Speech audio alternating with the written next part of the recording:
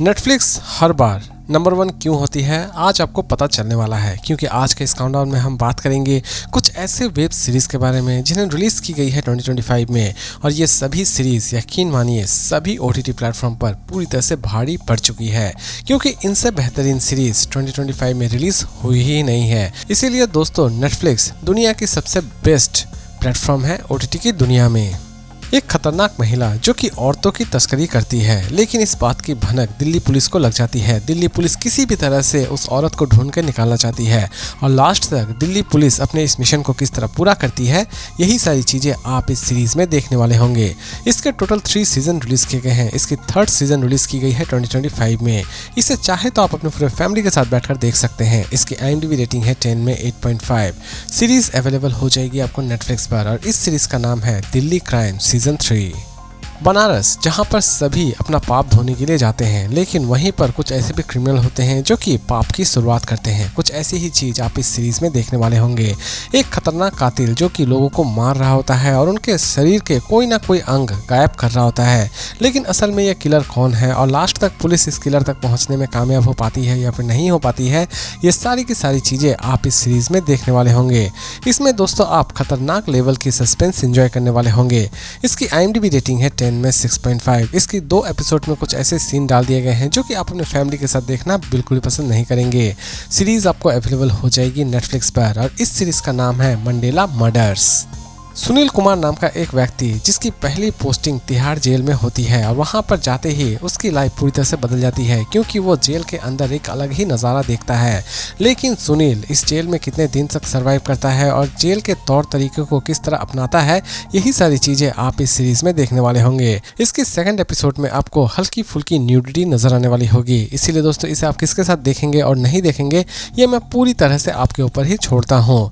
इसकी IMDb rating है 10 में 7.9। इसे आप देख सकते हैं नेटफ्लिक्स पर, और इस सीरीज का नाम है ब्लैक वारंट।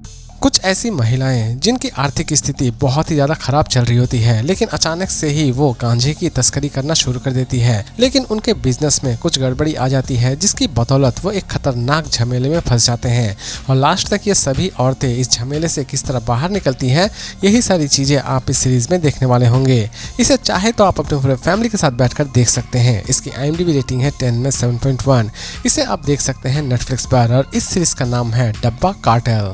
फैमिली से बढ़कर कुछ भी नहीं है, और यही चीज आप इस सीरीज में देखने वाले होंगे। राणा जो कि अपनी फैमिली को किसी भी तरह से दुश्मनों के हाथ से बचाना चाहता है, लेकिन सीजन 2 में राणा के कुछ नए दुश्मन आ चुके हैं, यानी कि ये दुश्मन एक्चुअल में उसके पुराने दुश्मन रहते हैं, लेकिन वो राणा की फैमिली को नुकसान पहुंचाने के लिए इस बार राणा के साथ भिड़ने के लिए तैयार है। लेकिन राणा अपनी फैमिली को अपने पुराने दुश्मनों के हाथों से किस तरह बचाता है, यही सारी चीजें आप इस सीरीज में देखने वाले होंगे।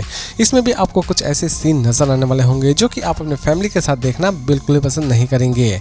इसकी IMDb रेटिंग है 10 में 7.1। इसे आप देख सकते हैं नेटफ्लिक्स पर, और इस सीरीज का नाम है राणा नायडू सीजन 2।